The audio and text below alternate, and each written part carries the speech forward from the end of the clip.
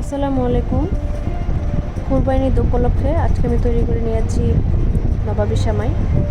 তো প্রথমেই আমি নিয়ে নিয়েছি হাফ লিটার গরুর দুধ এবং 200 গ্রাম লাচ্ছা সেমাই, গুঁড়া দুধ, কাজু বাদাম, কাঠবাদাম, কর্নফ্লাওয়ার,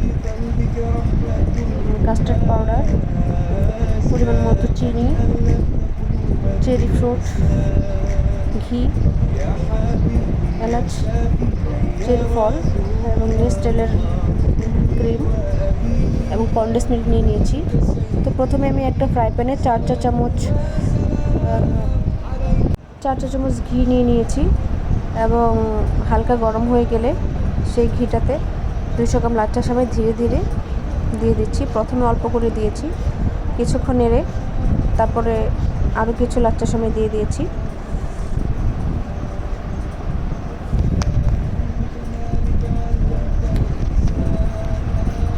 এরপর এতে পরিমাণ মতো 4 চা চামচ গুঁড়ো দুধ দিয়ে দিয়েছি এবং তা ভালো করে নেড়ে নিচ্ছি এবং 4 চা চামচ চিনিও দিয়ে দিচ্ছি লাচ্ছা সেমাইটাতে। যেহেতু আমি দুধে কোনো চিনি ব্যবহার করব না, তাই সেমাইটাতে আমি চিনি ব্যবহার করে নিয়েছি। আমি প্রায় 15 মিনিট হালকা আছে সেমাইটাকে ভেজে নিব।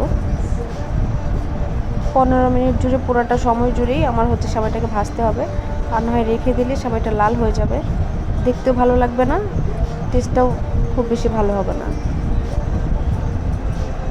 আমার আজকের এই ভিডিওর পিছনে ছিল আমার বড় ভাস্তি, আমার ভাইয়ের বড় মেয়ে। তো তার সাথে গল্প করে করেই আমি সেমাইটা করছিলাম। তো সে আমার সাথে খুব মজা করছিল এবং আমি হাতে মেহেদি পরেছি, সেটাও ভিডিওতে আমি শো করছিলাম রান্নার পাশাপাশি। আমার সেমাইটা ভাজা হয়ে গিয়েছে, চিনি এবং দুধ মিক্স হয়ে গিয়েছে সেমাইয়ের সাথে, এবং সেটা আমি এখন নামিয়ে নিব। এরপর আমি একটা বড় কড়াইয়ে হাফ লিটার দুধ নিয়ে নিব। হাফ লিটার থেকে 1 কাপ বেশি দুধ নিয়ে নিয়েছি আমি, এবং সেখানে 3 চামচ ক্রিম নিয়ে নিব। ক্রিমটা আমি ভালো করে মিক্স করে নেব দুধের সাথে।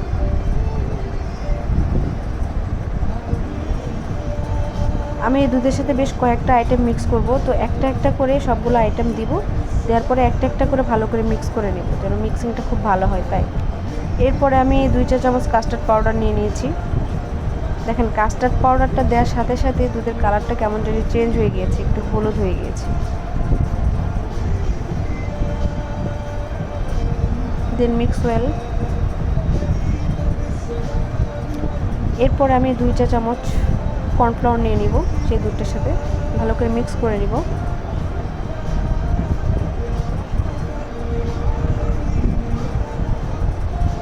এরপর আমি 4 চা চামচ কনডেন্স মিল্ক নিয়ে নিব এই দুধের সাথে। কনডেন্স মিল্কটা খুব ভালো করে মিক্স করে নিব। আপনারা একটা কাজ করতে পারেন, যারা চামচ দিয়ে ভালো করে মিক্স না করতে পারবেন তারা আপনারা ওই মিক্সিং মেশিনটা নিয়ে নেবেন, ওটা দিয়ে মিক্সিং খুব ভালো হয়, খুবই ক্রিমি হয়। আপনারা অনেকেই এটা হয়তো বা তৈরি করতে পারেন, এতগুলো আইটেম দুধের সাথে না দিলেও কিন্তু আপনারা ক্রিমটা তৈরি করতে পারবেন। এরপর আমি 2 চা চামচ গুঁড়ো দুধ নিয়ে নিব এবং সেটা ভালো করে মিক্স করে নিচ্ছি। আমার মিক্সিংটা ভালোভাবে হয়ে গিয়েছে। এরপর আমি মিডিয়াম আঁচে চুলায় এটা বসিয়ে নিব দুধটা, এবং সাথে সাথে নাড়াচাড়া দেব।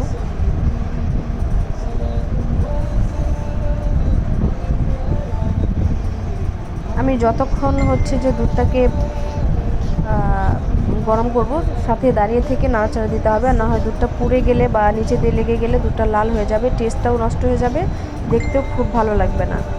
তো দুধটা যখন বড় বড় বাবল ওঠা শুরু করবে, তখন আমি দুধটাকে একবার দেখে টেস্ট করে তারপর নামিয়ে নিব। দেখুন দুধটা ঘন হয়ে গিয়েছে, এরপর আমি নামিয়ে নিয়েছি।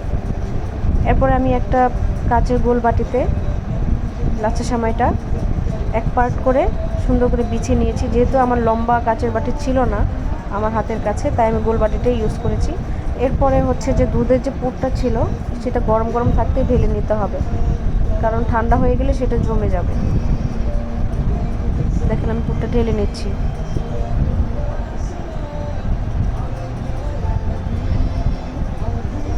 এরপর এই পুরটার উপরে আরেক পরত করে হচ্ছে আমি লাট্টা সেমাই দিয়ে দিব।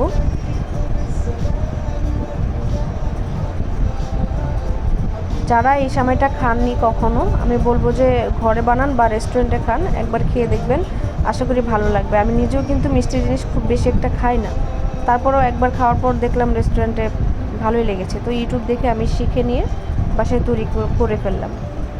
অনেক সময় আমি রান্না করতে খুব ভালোবাসি, আমার পড়াশোনা বা অন্যান্য কাজের পাশাপাশি দেখা গেছে আমি রান্না করতে খুব পছন্দ করি। আমি মিষ্টি জিনিস খাই বা না খাই, কিন্তু বাসার মানুষজনের জন্য আমি নিজের হাতে তৈরি করতে খুব পছন্দ করি। তো এই যে দেখেন আমি নবাবের সময় তৈরি করে ফেললাম। দেখেন কাচের বাটিতে করেছি, সাইড দিয়ে পুরটা কত সুন্দর দেখা যাচ্ছে।